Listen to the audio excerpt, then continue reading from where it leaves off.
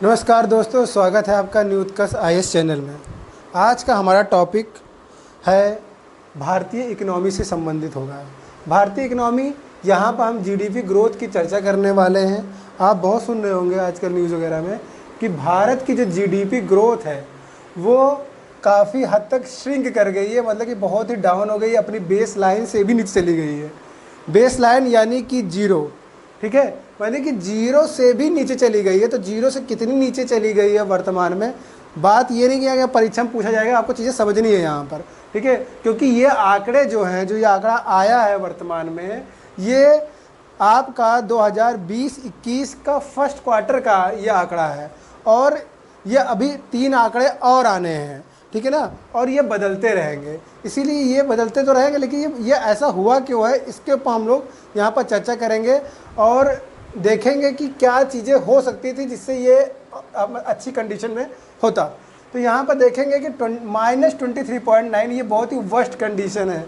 Worst मतलब बहुत ही बुरी कंडीशन है, जो कि अपने बेस लाइन से भी नीचे चली गई है, ठीक है। तो ये चीज़ ये आपको समझना है। यहाँ पर इस चीज़ को समझने के लिए जब जीडीपी की बात करें तो हल्का सा जीडीपी जान लेते हैं कि जीडीपी होता क्या है।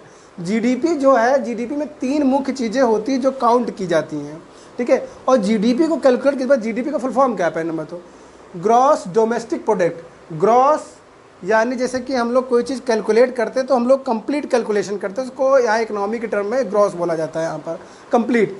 और डोमेस्टिक मतलब घरेलू, मतलब घर के अंदर, मतलब कि किसी भी देश की राजनीतिक सीमा के अंदर जो चीज़ें उत्पादन हो, जिसका उसका अंतिम मूल्य, मतलब किसी भी प्रोडक्शन का अंतिम मूल्य जो होता है वो कैलकुलेट किया जाता है। अंतिम उत्पाद जो होता है उसके मूल्य को कैलकुलेट किया जाता है यहाँ पर।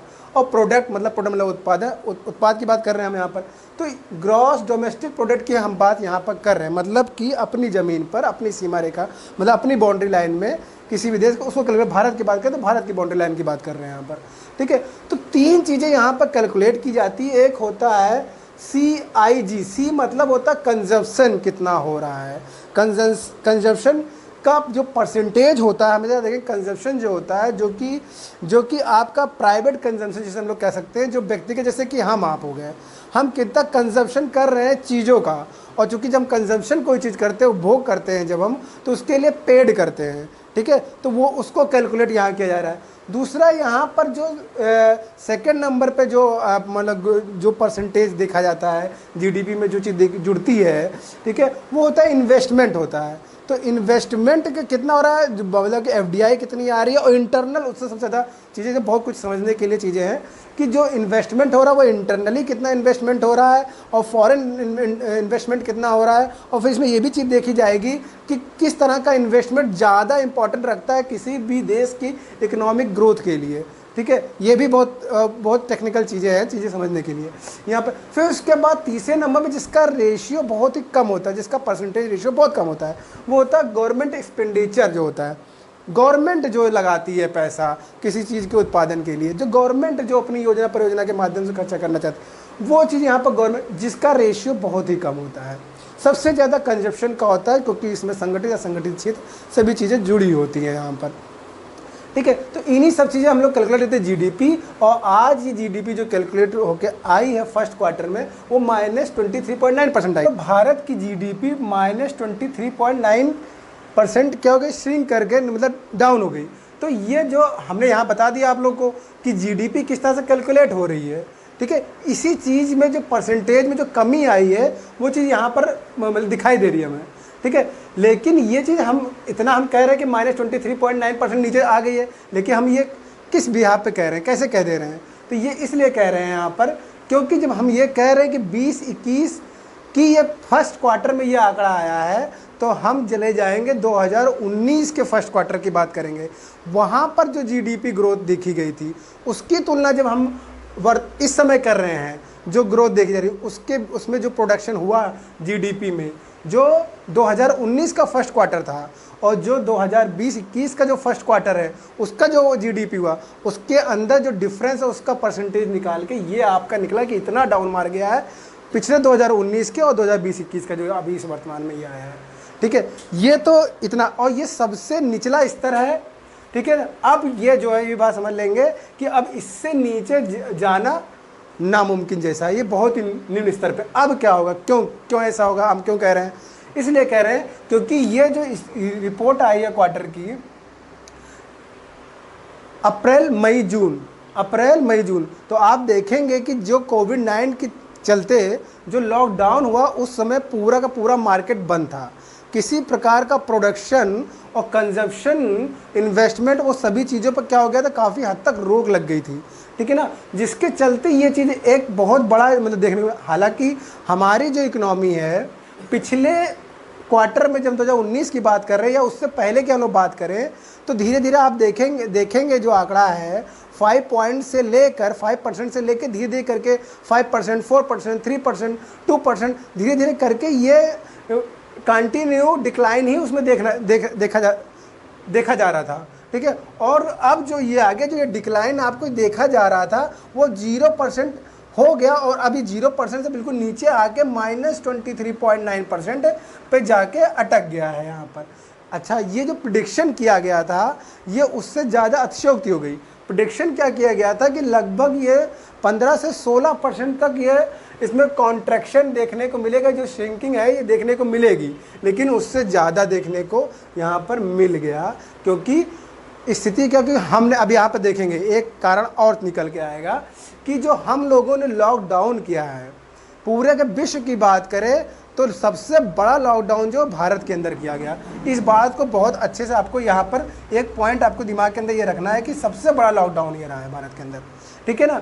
और यहाँ पर जब हम जीडीपी की बात करें, जब इसको गिरने की जब हम बात कर रहे हों, तो जब हम तुलना करें और देशों की, जैसे कि G7 जो कंट्रीज़ हैं, जैसे यूके देखें तो यूके में भी गिरावट बहुत अच्छी खासी देखने को मिली, बहुत अच्छी, लेकिन उससे भी नीचे हम जा गए, तो ये थोड़ा चिंता का विषय है।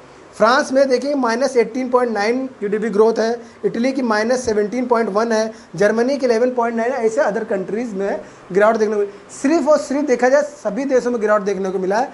सिर्फ अगर हम चाइना को छोड़ दे तो चाइना में 3.2% की ग्रोथ देखी गई है, गिरावट नहीं, ठीक है। तो इसने अपनी जीडीपी को प्लस में बना के रखा, पॉजिटिव में बना के रखा हुआ है हालांकि। अच्छा, अब वही चीज़ जो मैं बता रहा हूँ आप लोग को कि भारत में सबसे बड़ा लॉकडाउन हुआ, कंप्लीट लॉकडाउन हुआ, जो उसका एक नेगेटिव असर हमें देखने को यहाँ पर अच्छा खासा देखने को मिला। यहाँ पर चाइना की जीडीपी में प्लस ग्रोथ देखने का क्यों मिल रहा है, क्योंकि इसने जो लॉकडाउन किया था, इसने एरिया वाइज लॉकडाउन किया था। वुहान शहर जो था उनका, उसके आसपास एरिया या कुछ एरियाओं में इन्हें लॉकडाउन किया था जहाँ पर कोरोना केसेस ज़्यादा थे या होने की संभावना थी, वहाँ पर उन्होंने लॉकडाउन किया। पूरे की कंट्री में लॉकडाउन नहीं किया था, तो उनको मौका मिला, कुछ क्षेत्रों को, कुछ सेक्टरों को खोल रखा था उन लोगों ने, तो वहाँ पर उनकी जीडीपी उतनी ज़्यादा ग्रोथ डाउन नहीं की। लेकिन हमको ये चीज़ देखने को यहाँ पर मिल गई, ठीक है ना। तो ये एक नुकसान हमको देखने को मिला। अब ये देखें, हमने कहा ना सबसे ऐतिहासिक ये मतलब कि डाउनफॉल हमको देखने को यहाँ पर मिला है। तो क्या इससे पहले क्या फर्स्ट टाइम है या ऐसा नहीं है, ये फर्स्ट टाइम नहीं है, लेकिन इतना बड़ा स्लो डाउन ये फर्स्ट टाइम है, ठीक है ना। इससे पहले भी 4 बार भारत में स्लो डाउन देखने को, इतना ज़्यादा कॉन्ट्रैक्शन, स्लो डाउन बोलना गलत है, कह सकते हैं कि कॉन्ट्रैक्शन जो देखने को मिला, जो श्रिंक देखने को मिला, वो ज़्यादा यहाँ पर है। तो देखेंगे कि 1957-58 में 1.2% की निगेटिव ग्रोथ देखने को मिली यहाँ पर। फिर देखेंगे 1965-66 में -3.7% ग्रोथ देखने को मिली, 1972-73 में देखने को मिला, 1979-80 में -5.2% की यहाँ पर श्रिंक देखने को मिला था। उसके बाद नहीं देखने को मिला और सीधे अब जाके ये 2020 में देखने को यहाँ मिला। लेकिन एक चीज़ और यहाँ पर ध्यान देना है, बहुत इंपॉर्टेंट चीज़ बता रहे हैं, जो अब आप परीक्षा की दृष्टि से देखेंगे कि कितनी बार ये कॉन्ट्रैक्शन देखने को मिला है भारतीय इकोनॉमी में, 4 बार, और ये अब की 5वीं बार है। दूसरी चीज़ ये देखने को मिला, जो ये कॉन्ट्रैक्शन है ये क्वार्टरली है, ये चीज़ इंपॉर्टेंट है, ईयरली नहीं है।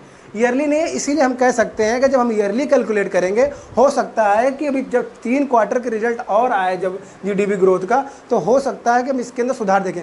हो नहीं सकता 100% सुधार, क्योंकि अब इससे ज़्यादा नीचे नहीं, क्योंकि अब मार्केट खुल गए हैं, काफ़ी हद तक देख रहे हैं कि अनलॉक की प्रक्रिया के तहत काफ़ी मार्केट मतलब चालू अवस्था में आ रहा है अब ये। तो हर जगह चीज़ें बढ़ रही है, कंजप्शन भी थोड़ा हो रहा है, इन्वेस्टमेंट भी थोड़ा बहुत हो रहा है, बहुत माइन्यूट स्तर पर ही हो रहा है। तो मगर पहले की स्थिति से तो बेटर है, गाड़ियाँ बिक रही हैं, मोटरसाइकिल्स बिक रही हैं, लोग चीज़ें खरीद रहे हैं, अब धीरे धीरे हो रहा है, तो थोड़ा सा ग्रोथ देखने को मिलेगा। लेकिन अब ये नहीं कह सकते कि पूरा ईयर भर में हम अचानक से फिर 5% पे पहुंच जाएंगे, सीधे हम बेस लाइन से बहुत जल्दी से फिर से अपनी 1 साल पुरानी वाली स्थिति में पहुंच जाएंगे या 4 साल पुरानी वाली स्थिति, ये तो नहीं होने वाला है।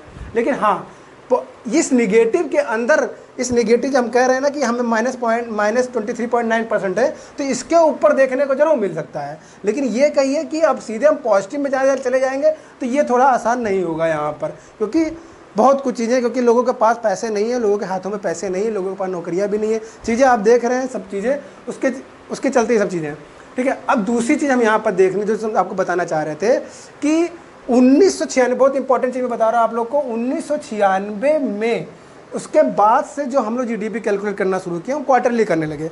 1996 से पहले हम ईयरली कैलकुलेट करते थे, ठीक है। तो उसके बाद से कंडीशन है। दूसरी 1980 में ही हमारा कॉन्ट्रैक्शन देखने को मिला था। उसके बाद सीधे 20 में देखते 40 साल बाद इतना बड़ा स्लो डाउन, मतलब इतना बड़ा कॉन्ट्रैक्शन देखने को मिला है, ठीक है। ये मंदी से नहीं कह सकते हम लोग, ठीक है ना। मंदी तो कंडीशन वो होती है, यहाँ पे ये भी समझेंगे कि मंदी से नहीं कह सकते हैं, मंदी तो है ही, मंदी तो आपकी बहुत लंबे समय से चल रही है यहाँ पर, चीज़ें आप समझिए यहाँ पर, ठीक है ना। मंदी तो वो है कि जब आपकी पॉजिटिव ग्रोथ चल रही थी, तो 5 से 4 आ रहे थे, 4 से 3 आ रहे, 3 से 2 आ रहे थे, तब वो मंदी चल रही थी। छटनी तब भी चल रही थी, लेकिन अब तो बहुत क्रिटिकल कंडीशन में है भारतीय इकोनॉमी, ठीक है ना। तो ये चीज़ें हमको यहाँ पर समझना है। दूसरी चीज़ ये है कि अब हम लोग यहाँ पर चीज़ें क्या समझ लें कि क्या सभी के सभी सेक्टरों में निगेटिव, भाई देखिए जीडीपी जब बात हम कैलकुलेट करते हैं तो ये तो मोटा मोटा हमने बता दिया, कंजप्शन है, इन्वेस्टमेंट है, गवर्नमेंट एक्सपेंडिचर है, ठीक है। लेकिन उसमें कई सेक्टर इन्वॉल्व होते हैं, छोटे छोटे सभी सेक्टरों को हम एक मदों को काउंट करें तो वो देख लेते हैं हम यहाँ पर। इंडस्ट्री के अंदर देखें, वहाँ भी स्लो डाउन अच्छा खासा देखने को मिला, बहुत अच्छा। सर्विस सेक्टर में भी स्लो डाउन देखने को मिला, मैन्युफैक्चरिंग सेक्टर में भी स्लो डाउन देखने को मिला, ट्रेड होटल में तो ज़बरदस्त, मतलब कि आपके स्लो डाउन देखने को मिला, बहुत ज़बरदस्त कॉन्ट्रैक्शन श्रिंकिंग देखने। माइनिंग सेक्टर में, कंस्ट्रक्शन में तो 50% स्लो डाउन श्रिंकिंग देखने को मिली। बस एक ऐसा सेक्टर जो एग्रीकल्चर जो सेक्टर है यहाँ पर, वो क्या हो, 3.4% की यहाँ पर ग्रोथ देखने को मिली। मतलब कह सकते हैं कि भारतीय इकोनॉमी के अंदर एग्रीकल्चर ने सपोर्ट किया। और जो हम लोग पुरानी बात हमेशा कहते रहते हैं, बात नहीं हो, बात सही भी है, जो हम लोग कहते हैं, हम लोग ऐसे वगैरह लिखते हैं, बातें कहते हैं कि भारतीय अर्थव्यवस्था की रीढ़ है भारतीय कृषि जो है, ठीक है। तो वो सचमुच में यहाँ पर साबित हो रही, साबित यहाँ आज ही नहीं हो रहा, हमेशा साबित करती रही है। हालांकि सरकारें जो हैं वो कृषि क्षेत्र में बहुत ज़्यादा कुछ करती नहीं है किसानों के लिए, लेकिन वो बेचारे हमेशा कंट्रीब्यूट करते रहते हैं यहाँ पर, ठीक है, वो अलग चीज़ है, ठीक है। तो यहाँ पर हम देखेंगे। फिर दूसरी चीज़ हमने यहाँ पर आपको बताया दिया, अदर कंट्रीज जो वहाँ पर हर जगह निगेटिविटी देखने को यहाँ पर मिली है, ठीक है। सिर्फ चाइना को छोड़ दिया, और चाइना में ऐसा क्यों हुआ वो तो मैंने आपको बता दिया, ठीक है। और ये चीज़ अब यहाँ पर हम तो ये बता दिए कि कोरोना काल चल रहा है, कोविड-19 है, और उसके चलते ये चीज़ें ज़्यादा देखने को मिली। और अगर ऐसा ना होता तो क्या सचमुच में स्लो डाउन नहीं होता, ये श्रिंकिंग देखने को नहीं मिलती?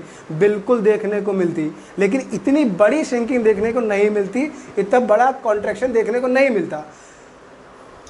हाँ, कॉन्ट्रैक्शन देखने को मिलता, लेकिन अब उसको भी समझ लेते तो क्यों देखने को मिलता, उसके पीछे कई रीज़न है, ठीक है। समझे यहाँ पर कि यहाँ पर जो इम्पैक्ट देखने को मिला भारतीय अर्थव्यवस्था में, वो 4 सालों में देखने को मिला पिछले।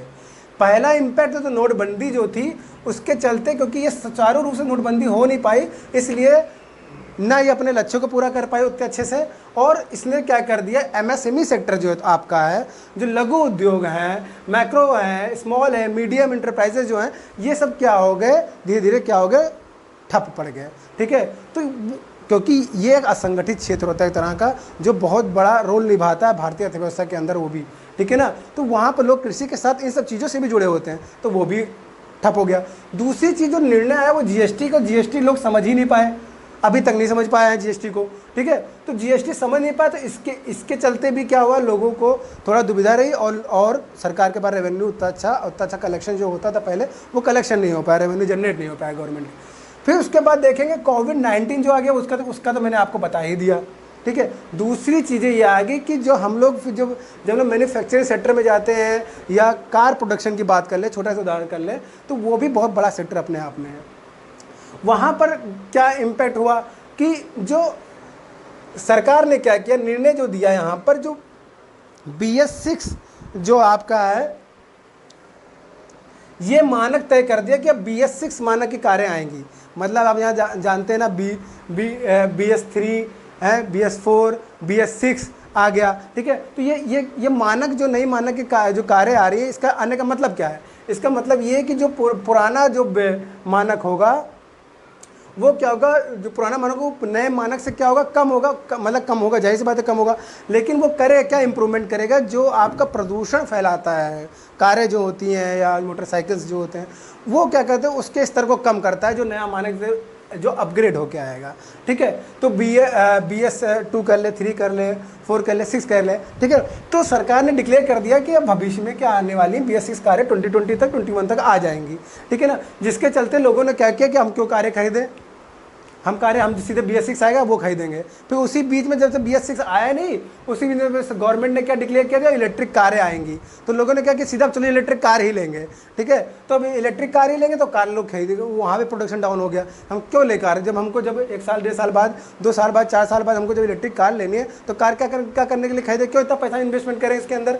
तो ये चीज़ें निकल के आई कि उन लोगों ने यहाँ पर भी हाथ खींच लिया, लोगों ने कंजप्शन नहीं किया यहाँ पर भी, ठीक है। कोई भी इकोनॉमी किसी देश की इकोनॉमी कंजप्शन पर ज़्यादा आधार करती है, ज़्यादा उस पर डिपेंडेंट होती है। अब वो चीज़ ही कम होगी तो इकोनॉमी, क्योंकि मनी सर्कुलेशन ही इंपॉर्टेंट होता है। जब मनी सर्कुलेट करती है मार्केट में तो चीज़ें, इकोनॉमी की रफ्तार, पहिया भी चलता है, ठीक है।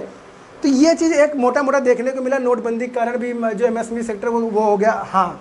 हालांकि सरकारें इसमें अब जाके इसमें क्या कर रही हैं कि पैसा डालने का प्रयास कर रही हैं, लेकिन जो स्थिति है वर्तमान में, उसके चलते क्या हो रहा है कि लोगों के पास में पैसा दे भी दिया जाए तो फिर भी वो अपने फ्यूचर के लिए उसको कहीं लगाएंगे नहीं, कहीं इन्वेस्टमेंट नहीं करेंगे उसका, ठीक है। तो उसके लिए अब सरकार को यहाँ पर देना पड़ा, बहुत ही भारी मात्रा में पैसा इन्वेस्ट करना होगा, लोगों के हाथों में देना होगा, चाहे वो जैसे दे, मतलब कि वो चाहे वो RBI के थ्रू लेके दे पैसा, या बाहर से विश्व बैंक से पैसा ले, IMF से पैसा ले, वहाँ से आपको इनको देखना पड़ेगा। वहाँ पर संतुलन स्थापित करने की इनको ज़रूरत है कि वहाँ से वो कैसे करेंगे, क्योंकि दोनों के हाथ कहीं ना कहीं बधे। हमको अपना ही नहीं सोचना है, हमको सरकार का भी थोड़ा सोचना पड़ेगा कि सरकार भी यहाँ थोड़ी मजबूर है कि सरकार के पास रेवेन्यू ही नहीं तो कहाँ से पैसा लगाएगी। लेकिन अब यहाँ पर चूँकि सरकार है तो उनको तो करना पड़ेगा, क्योंकि उनको देश चलाना है, ठीक है, और देश चलाना तो करना ही पड़ेगा उनको, ठीक है। तो यहाँ पर चीज़ें हैं, तो वो कैसे मैनेज करेगी वो भी भविष्य देखेगा। कोरोना, अब ये इसमें ये देखा जाए कि जल्दी से जल्दी क्या हो, वैक्सीन आ जाए